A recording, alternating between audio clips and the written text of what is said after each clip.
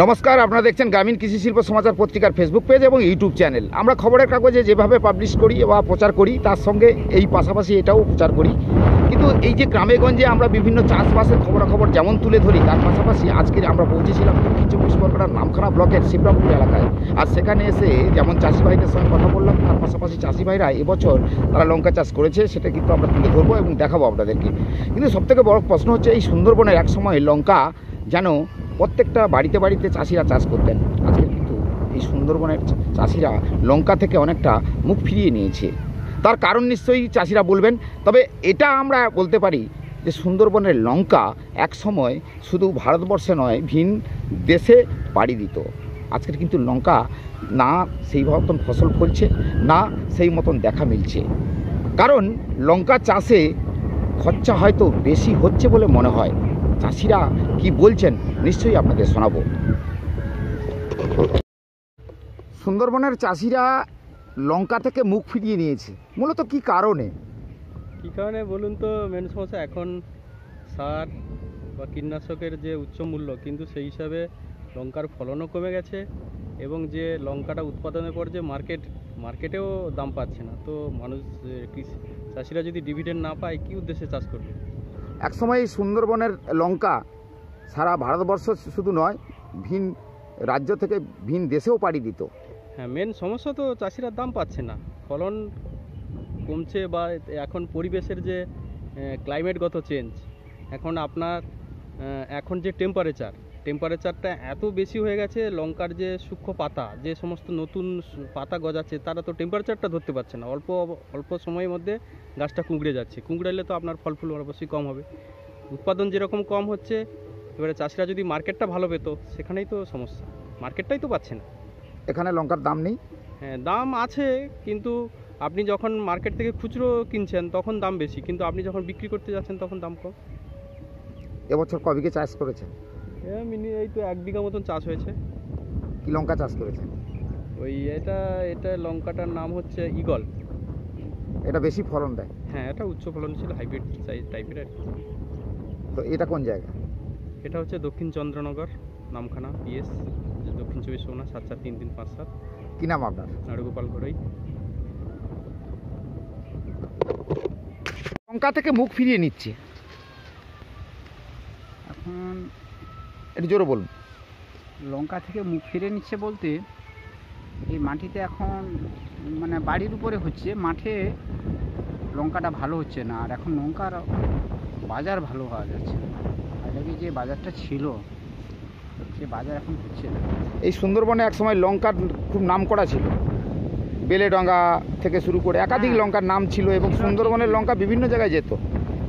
তো এখন তো আগে বেশি দিল্লি লঙ্কা যেত, পাটি কিনতো। এখন যদি 30 টাকা কিলো কাঁচা লঙ্কা বিক্রি হয়, 20 টাকা 22 টাকা 25 টাকা, ঠিক বর্তা হয়ে ওঠে না। কি সার ওষুধের দাম বেশি? হ্যাঁ, সার ওষুধ তো দেখো, সব জিনিসের দাম বাড়ছে, সার ওষুধের দাম বাড়ছে, ওটা তো কথা নয়। কথাটা হচ্ছে কেনা বেচাটার উপরে নির্ভর করছে। এই বাড়িটা থেকে গত 25 টাকা লঙ্কা বিক্রি হলো। 25 টাকা লঙ্কা বিক্রি করে 5 টাকা করে তোলার পয়সা দিতে হয়। সার ওষুধ দিয়ে কী থাকে, এই হচ্ছে কথা আর কি। আর লঙ্কা একটু এই মাটিতে, আর মাঠে লঙ্কা ভালো হচ্ছে না। এখন ঝিঙে উচ্ছা বাঁধে আলে হচ্ছে ভালো, মোটামুটি। কি নাম আপনার? আমার নাম ননীগোপাল বেরা। লঙ্কা চাষ থেকে চাষিরা মুখ ফিরিয়ে নিচ্ছে, মূলত কারণটা কি? এরা তো হচ্ছে যে না, যেটুকু ফলাও এরা তো ইউনিয়ন করছে মার্কেটে। এরা ইউনিয়ন মার্কেট, দিল্লির পার্টি যতদিন ছিল, লঙ্কা ভালো দিল্লির পার্টিকে এরা আসতে দেয়নি, বল তোমার ফাঁকে বসে আমরা মাল দেবো। এরা ব্যবসা করে। কারা এরা? এই যারা ইউনিয়ন, যারা বাজে সবজি মার্কেটে, যারা এরা ফোড়ে। হ্যাঁ, ওই তো চাষিকে মারেঠে।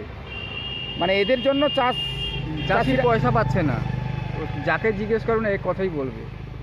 আপনি কত বিঘে চাষ করেছেন এবছর? ওই তো আমার সেধারে বাড়িতে, আমার যে মামার পোয়া আছে, সেধারে ঝিঙ্গা বাড়িতে আমার বাড়ি, দিয়ে যে সময় দিতে পারি, ওই লঙ্কাটা এটা লাগিয়েছে, বাড়িতে লাগার মতো লোক। কিন্তু সুন্দরবনের চাষিরা কেন লঙ্কা থেকে মুখটা ফিরিয়ে নিচ্ছে? মুখ ফিরে নিয়ে যায় অ্যাকচুয়ালি কথা। আর সার বিষের দাম প্রচুর বাড়া। এই বছর এই যে উচ্ছা চাষ লাভ করে বাড়িতে পারবেন দেশে। কি নাম আপনার? বাদল ঘুরে। সুন্দরবনের চাষিরা লঙ্কা চাষ থেকে মুখ ফিরিয়ে নিয়েছে, মূলত কেন, কোন কারণে? কারণটা হলো এখন চাষ করে যে মানে রোগ ভাইরাস যে উঠে গেছে লঙ্কা চাষের উপরে, তাতে চাষ করে কোনো মানুষ বেনিফিট পাচ্ছে না। এক সময় তো সুন্দরবনের লঙ্কা চাষের নাম ছিল। নাম ছিল তো, বিশাল নাম ছিল, তরমুজ বলো লঙ্কা বলো সবই নাম ছিল, কিন্তু এখন আর হচ্ছে না। কি ওয়েদার, কি মাটি বা কিছুতেই পাচ্ছে না মানুষ চাষ করতে আর। হ্যাঁ লঙ্কা তো শেষের পথে এখানে। হ্যাঁ, লঙ্কা তো হচ্ছেই না, গাছে লাগালেও হচ্ছেও না। কেন হচ্ছে না? হ্যাঁ, এটা তো এখন মানে আমরাও বলতে পারছি না, বৈজ্ঞানিকরা যারা কিন্তু এই লঙ্কা তো ভিন রাজ্য থেকে ভিন দেশেও পাড়ি দিত। হ্যাঁ, এটা হতো তো, এখন হচ্ছে কয়েক বছর একদম এখন টোটালি মানে বন্ধ হয়ে যাওয়ার মতো হয়ে গেছে, আর কেউ চাষ করতে পারছে না। কোথাও কি প্রযুক্তিগত অভাব বোধ হচ্ছে? হ্যাঁ, মাটির কিছু প্রযুক্তিগত অভাব হচ্ছে, সেই যে এগ্রিকালচার যারা এইসব মাটি বিষয়ে করে তারা যদি এটাকে বের করতে পারে। তো এখন কি কি মাটি কোনো টেস্ট হয় আপনার এলাকায়? হচ্ছে কিছু কিছু হচ্ছে, কিছু কিছু মানে ইডি অফিস থেকে করতেছি। যে মাটি টেস্ট করে ওই জায়গায় কি গাছ হতে পারে হ্যাঁ, সেরকম করছি করছি করছি হ্যাঁ, অনেক জায়গায় করছি। তো তাতে করে কি লঙ্কা চাষের সেই মানে এখন পর্যন্ত সেটা আসেনি, এখন সেই টেস্টগুলো করে এখন পর্যন্ত প্রযুক্তি আসছে না।